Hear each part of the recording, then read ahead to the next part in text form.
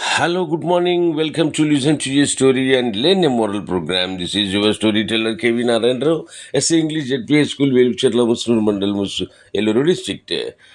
Today's story is Teachers Deserve Respect. Teachers deserve respect. Once a thief entered the king's orchard and climbed the trees to fill his bag with fruits. Then he saw the king with an old monk sitting under a tree. The monk sat on the ground while the king sat on a chair. The thief wondered, our king does not respect his teacher. No wonder our kingdom is not flourishing.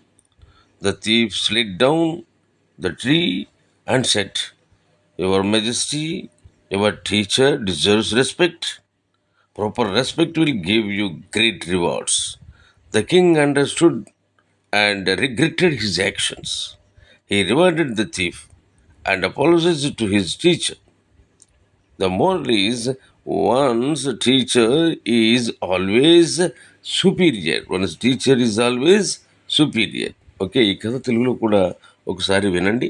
ఒకనొకప్పుడు ఒక దొంగవాడు రాజుగారి కోటలోకి ప్రవేశించి ఆ చెట్లు ఎక్కి కాయలు కోసుకుని పండ్లు కాయలు సంచులు వేసుకుందామని చెట్టు ఎక్కాడు. ఆ పక్కన రాజుగారు ఒక సింహాసనం లాంటి కుర్చీ మీద కూర్చున్నారు. ఎదురుగుండా ఒక గురువు గారు అంటే ఉపాధ్యాయుడు అనమాట మాస్టారు కూర్చొని ఉన్నారు. మాస్టర్ ఏమో కింద కూర్చున్నారు, రాజుగారు కుర్చీలో కూర్చున్నారు. ఆ దొంగ అది చూసి అర్థం చేసుకున్నాడు, ఏమిటి రాజుగారు తన గురువుకి గౌరవం ఇవ్వకుండా కింద కూర్చోబెట్టారు, ఇది చాలా తప్పు కదా, ఇలా అయితే మన దేశం ఏం సుభిక్షంగా మారుతుంది, దేశానికి ఏదో అరిష్టం ఉంటుంది అని చెప్పి అనుకుని వెంటనే చెట్టు దిగి కిందకి వచ్చి రాజుగారికి నమస్కరించి, మహారాజా మీరు గురువులు ఎప్పుడూ గౌరవించబడాలి, మీ గురువుని మీరు గౌరవిస్తేనే మరి మీకు అనేకమైనటువంటి రివార్డులు అవార్డులు వస్తాయి, అలాగే అందరూ మిమ్మల్ని మెచ్చుకుంటారు అన్నాడు. దాంతో రాజుగారు తన తప్పేంటో తను తెలుసుకుని పశ్చాత్తాపం చెందాడు. అలాగే ఆ దొంగని సత్కరించి పంపించి తన గురువుకి క్షమాపణలు చెప్పి గురువుగారిని కూడా మంచి ఆసనం మీద కూర్చోబెట్టి గౌరవించాడనమాట.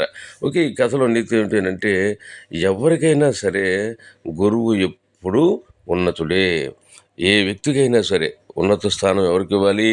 గురువుకే ఇవ్వాలి. వాళ్ళ మనసులో నేను గురువు కంటే గొప్పవాడిని, లేకపోతే అందరికంటే గొప్పవాడిని అని ఏ వ్యక్తి కూడా అనుకోకూడదు అనమాట. గురువే దైవం అన్నారు, అందుకని అనమాట. మాతృదేవోభవ, పితృదేవోభవ, ఆచార్య దేవోభవ అన్నారు. తల్లిదండ్రి తర్వాత గౌరవమైన స్థానం మరి గురువుకి ఇచ్చారు కాబట్టి మనం గురువుని ఎల్లప్పుడూ గౌరవిస్తూ ఉండాలనేది కథలో నీతి. మరి ఇలా ఈ కథా నీతి మీకు నచ్చినట్లయితే మళ్ళీ వినండి. అట్లాగే మీ స్నేహితులకు పంపడం మర్చిపోకండి. మళ్ళీ ఇంకో మంచి కథ రేపు కలుసుకుందాం. అంతవరకు సెలవు. Okay, bye.